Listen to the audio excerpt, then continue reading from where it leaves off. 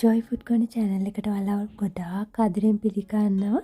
අද මම ඔයාලට ගෙනාවේ මම මිල්ක් මේඩ් පුඩින් එක oven එකේ හදාගත්ත විදිය වීඩියෝ එක. ඉතින් කැමති අයට oven එකේ හදා ගන්නත් පුළුවන්. ඒ වගේම මේක ස්ටීම් කර ගන්නත් පුළුවන්. දැන් බලමු අපි මොනවද මේ මිල්ක් මේඩ් පුඩින් එක හදා ගන්න අවශ්‍ය නම් ද්‍රව්‍ය කියලා. මං අරන් තියනවා බිත්තර 5ක්, ඒ වගේම මිල්ක් මේඩ් ටින් එකක්, ඒ වගේම වැනිලා වලින් තේ හැඳි එකක්, ඒ වගේම සීනි ග්‍රෑම් 90ක්.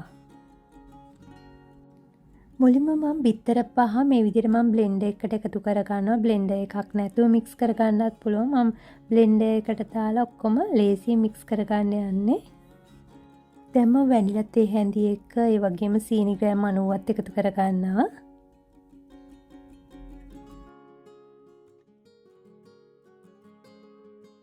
මේ මිල්ක් මේඩ් ටින් එකේ ප්‍රමාණය ග්‍රෑම් 390ක වගේ ප්‍රමාණයක් තමයි මේ මිල්ක් මේඩ් ටින් එකේ තියෙන්නේ. මේ ටික මම මේ විදියට බ්ලෙන්ඩර් එකට එකතු කර ගන්නවා. මිල්ක් මේඩ් ටින් එකේ ප්‍රමාණයටම වතුර ටින් එකක් මේ විදියට මම බ්ලෙන්ඩර් එකට එකතු කරගෙන මේ විදියට මම බ්ලෙන්ඩ් කරලා පුඩින් එකට අවශ්‍ය මිශ්‍රණය මේ විදියට හදා ගන්නවා. දැන් බලමු අපි කැරමල් එක හදාගන්න විදිය. මේ වගේ ලිපේ මම පෑන් එකක් තියලා, ඉතින් non stick පෑන් එකක් නම් වඩා හොඳයි. මේ විදියට non stick පෑන් එකක් ලිපේ තියලා සීනි මේස හැඳි 5 සහ වතුර මේස හැඳි 4 එකතු කරන්න. වතුර රත් වෙගෙන එද්දි මේක හැඳි ගන්න යන්න එපා. මේ විදියටම කැරමල් එක හැදෙන්න දෙන්න. මධ්‍යම අඩුකින්දරේ මේ විදියට කැරමල් එක පාට වෙනස් වෙලා හැදෙනකන් තියාගන්න. හැඳි ගෑවොත් මේක හැඳි ස්ටික් වෙන්න බලනවා. මේ විදිහට තමයි හරිම විදිහට හදාගන්න පුළුවන්. මේ විදිහට පාට වෙනස් වීගෙන එද්දි පෑන් එකට එකතු කර ගන්න ඕනේ. දැන් මම පෑන් එකට එකතු කර ගන්න හදන්නේ මෙන්න මේ මට්ටමට පාට වුණාට පස්සේ මම මේ විදිහට පෑන් එකට කැරමල් එක එකතු කර ගන්නවා. කැරමල් එක දැන් මේ විදියට පෑන් එකට ස්ටික් වෙලා තියෙන්නේ. ඉතින් මම මේ අරන් තියෙන ග්‍රෑම් 500 කේක් හදන ට්‍රේ එකක්. ඒකේ තමයි මම අද මේ මිල්ක් මේඩ් පුඩින් එක හදාගන්න යන්නේ. දැන් මම පුඩින් මිශ්‍රණය මේ විදියට එකතු කර ගන්නවා.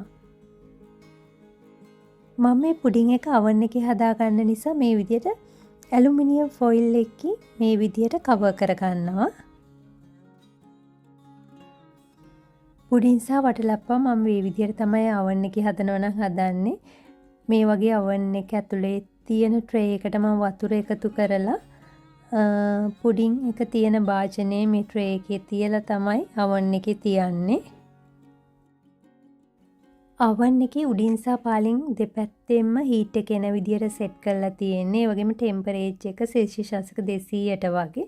හැබැයි මේ පුඩින් එක සෙට් වෙන්න යන කාලය oven එකකින් oven එකට වෙනස්. මගේ oven එකේ ඇත්තටම පැය එකමාරක විතර කාලයක් යනවා. මුලින් පැයක් මම මේක සෙට් වෙන්න සෙල්සියස් අංශක 200 තිබුණාට සෙට් වෙලා ටිකක් මදි. ඒ නිසා මම ආපහු විනාඩි 30ක් විතර ආපහු සෙට් වෙන්න තියලා තමයි පැය එකමාරක් විතර සෙට් වෙන්න තියලා තමයි මේ පුඩින් එක හදාගත්තේ. මොකද මගේ oven එකේ ටිකක් වැඩි කාලයක් යනවා කේක් සහ පුඩින් මේ වගේ දේවල් හදාගන්න. ඉතින් oven එකකින් oven එකට වෙනස් පැයක් මේ පුඩින් එක සෙට් වෙන්න oven එකේ දාලා තියලා බලන්න පුළුවන්, චෙක් කරලා බලන්න පුළුවන් සෙට් වෙලාද කියලා. නැත්නම් ආපහු වතුර ඉවර වෙලාද කියලා. වතුර ඉවරයි නම් අපි ආපහු වතුර ටිකක් සෙට් වෙන්න එකතු කරන්න ඕනේ ට්‍රේ එකට. පුඩින් එක සෙට් වුණාට පස්සේ නිවෙන්න තියලා ෆ්‍රිජ් එකෙත් පැය දෙකක් තියලා තමයි පුඩින් එකේ වටේ පිහියකින් වටේ ගැලවෙන විදිහට ගානට කපාගෙන යන්න ඕනි වටේ ටික. ඉතින් මම ඒක කලින් පෙන්නුවා කොහොමද කරන්න කියලා. ඊට පස්සේ තමයි මේ විදියට ප්ලේට් එකක් තියලා පුඩින් එක අනිත් පැත්තට හරව ගන්න.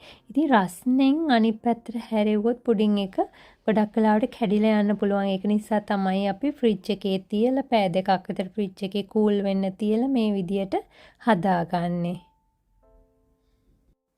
මේ මිල්ක් මේඩ් පුඩින් එක මට නම් ගොඩක්ම රස දවසක් විතර ෆ්‍රිජ් එකේ තියලා රස බලද්දි